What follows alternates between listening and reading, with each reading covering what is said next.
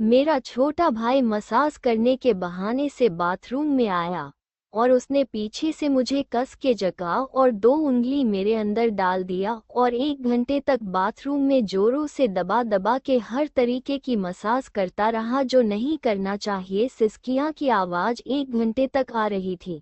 उसके जैसी मालिश शायद ही कोई कर पाए। मेरा नाम रोहिणी है और मैं हिस्ट्री की बहुत अच्छी स्टूडेंट हूँ और हिस्ट्री मेरा प्रिय सब्जेक्ट है। मेरे छोटे भाई रोहित की उम्र 20 साल की है। वह मेरे साथ ही कॉलेज में पढ़ता है। मैं फाइनल ईयर में पढ़ रही हूँ और मेरा छोटा भाई फर्स्ट ईयर में है। हम दोनों भाई बहन एक ही यूनिवर्सिटी में पढ़ते हैं। हमारी क्लास सुबह 9 बजे शुरू होती है। हम दोनों भाई बहन एक साथ यूनिवर्सिटी जाते हैं। पापा ने आने जाने के लिए एक मोटरसाइकिल खरीद कर दी है। मेरा छोटा भाई मोटरसाइकिल चलाता है और मैं उसके पीछे बैठकर यूनिवर्सिटी जाती हूँ। रोहित मेरा सगा भाई नहीं है। मेरे पापा के मरने के बाद मेरी माँ ने रोहित के पापा के साथ दूसरी शादी कर ली थी, इसलिए वह मेरा सौतेला भाई है। मैं नहीं जानती थी कि मुझे मेरे सौतेले भाई से प्यार करने का मौका मिलेगा।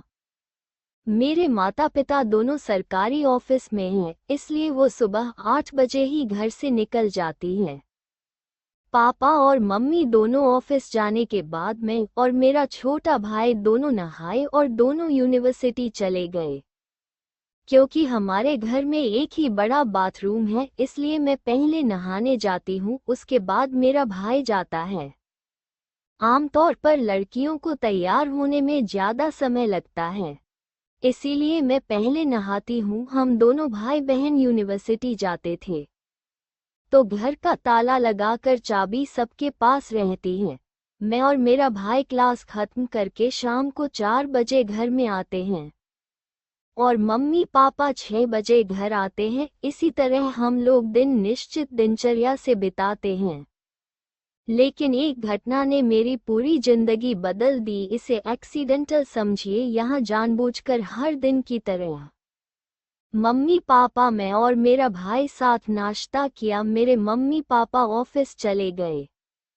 उसके कुछ देर बाद मैं बाथरूम में नहाने के लिए घुस गई और बाथरूम का दरवाज़ा बंद कर दिया। उसे दिन में बाथरूम का दरवाज़ा बंद ही किया था।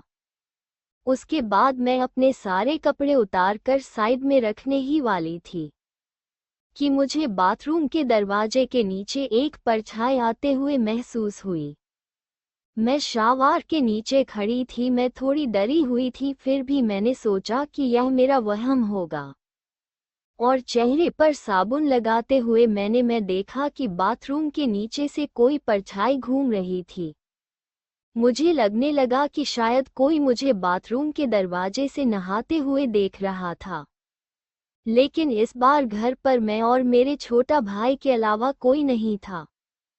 तो क्या मेरा छोटा भाई मुझे बाथरूम के दरवाजे से नहाते हुए देख रहा था? लेकिन मैंने सोचा लाइट की परछाई की वजह से परछाई दिख रही हूँ, इसलिए मैंने अपने मन से बुरे विचारों को हटा दिया और नहा धोकर बाहर आ गई और अपने कपड़े पहन लिए। जैसे ही मैंने दुपट्टा उठाया और मैंने दरवाजे के नीचे से परछाई को हिलते हुए देखा, फिर मेरा शक और भी गहरा हो गया। मैं नहाकर अपने कमरे में आ गई और तैयार होने लगी। उधर कुछ देर बाद भाई भी तैयार हो गया और मुझे यूनिवर्सिटी ले जाने के लिए बुलाने लगा। मैं और मेरा भाई घर का दरवाज़ा बंद करके यूनिवर्सिटी के लिए निकल गए।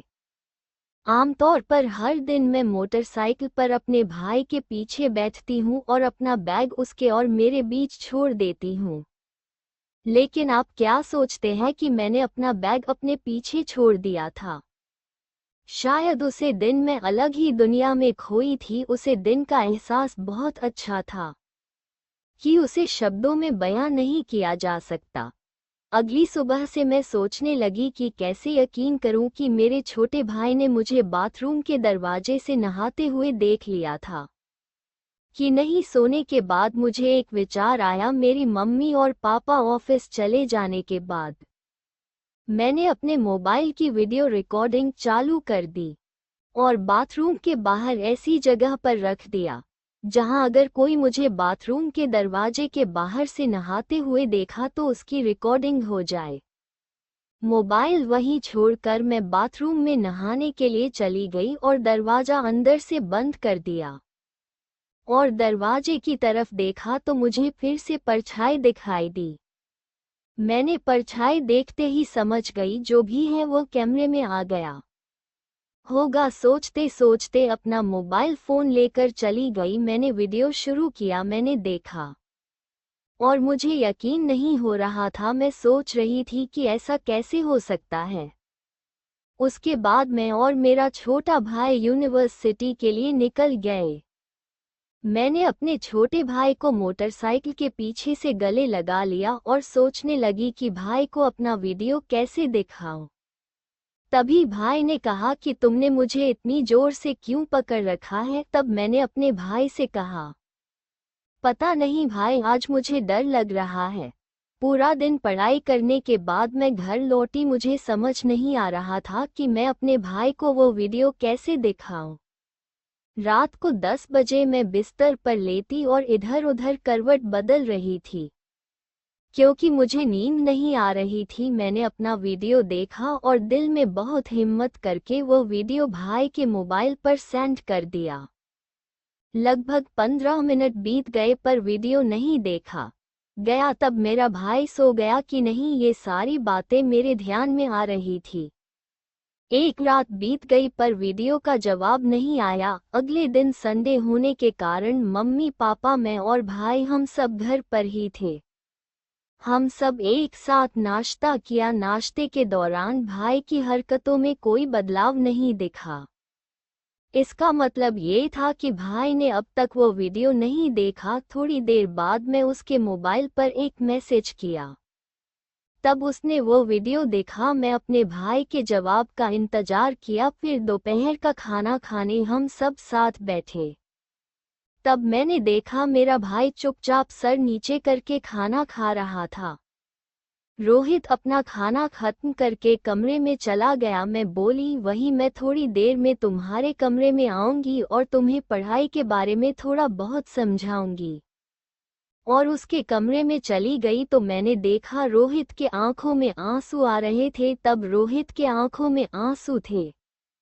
उसने मेरी तरफ देखकर कहा सॉरी। शायद उसे अंदर ही अंदर बहुत फील हो रहा था।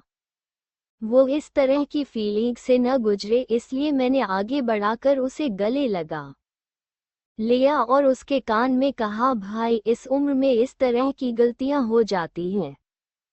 कोई बात नहीं, वैसे भी हम कौन से सगे भाई बहन हैं। मेरा छोटा भाई मेरे तरफ हैरानी से देखा और कहने लगा, लेकिन है तो भाई बहन ही ना। हमें यह नहीं भूलना चाहिए कि हम दोनों अपनी मर्यादा में रहना चाहिए। फिर मैंने उन्हें चिढ़ाते हुए मैंने कहा, अब बड़ी मर्यादा याद आ रही है मुझे। नहाते हुए देख रहे थे तब कहाँ गई थी तेरी मर्यादा। फिर मैंने कहा, इसकी चिंता मत करो भाई, तू हमेशा मेरा छोटा भाई ही रहेगा। फिर मैंने एक आंख मारते हुए अपने भाई से कहा, फिर से मुझे के नहाते हुए देखेगा।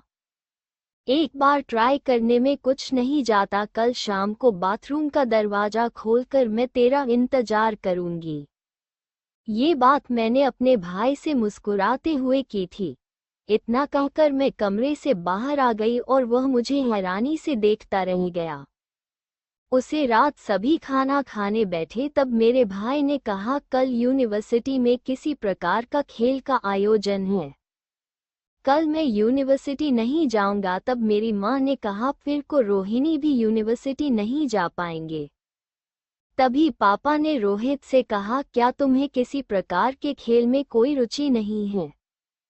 तब रोहित ने कहा, मुझे क्रिकेट में रुचि है लेकिन वहाँ बल्ला और गेंद का आयोजन नहीं हो रहा। तो पापा बोले, ठीक है तुम दोनों कल घर पर ही रहना। मैं रोहित के तरफ देखा और हल्की मुस्कान दी। अगले दिन मेरे मम्मी पापा ऑफिस जाने के बाद मैं बाथरूम में नहाने चली गई और बाथरूम का दरवाजा खुला रख दिया। फिर मेरा छोटा भाई बाथरूम में आया। फिर मैंने पूछा, तुमने क्लास जाने की बजाय आज घर पर रहने का प्लान कैसे बनाया? तो रोहित बोला, दीदी कल तुमने ही कहा था कि एक बार ट्राई करने मैं घर पर रहना चाहता था। तब मैंने हंसते हुए अपने भाई से कहा, वो तुमको बड़े स्मार्ट निकले। कल दो बड़े मगरमच्छ के आंसू बहाकर मर्यादा की बात कर रहे थे। ऐसा कहकर मैं उसे चिढ़ाने लगी। तब उसने मुझे गले लगाया और कहा, चलो आज क्रिकेट खेलते, देखती हूँ तुम पिच पर कितनी देर टिके रहते हो। तुमने ठीक कहा था, वैसे हम कौन से सगे भाई बहन हैं।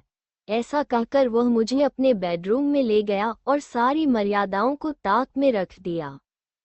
मैंने हंसते हुए माहौल को हल्का करने की कोशिश की, लेकिन उसकी आंखों में जो गहराई थी वो अलग ही दिख रही थी। लेकिन अब मेरी भी इच्छा थी कि हम दोनों में वह सब हो गया। तब मैंने कहा, रोहित मैं तुम्हारे बगैर अधूरी हूँ, लेकिन मुझे डर है कि हमारे इस कदम से सब कुछ बदल जाएगा।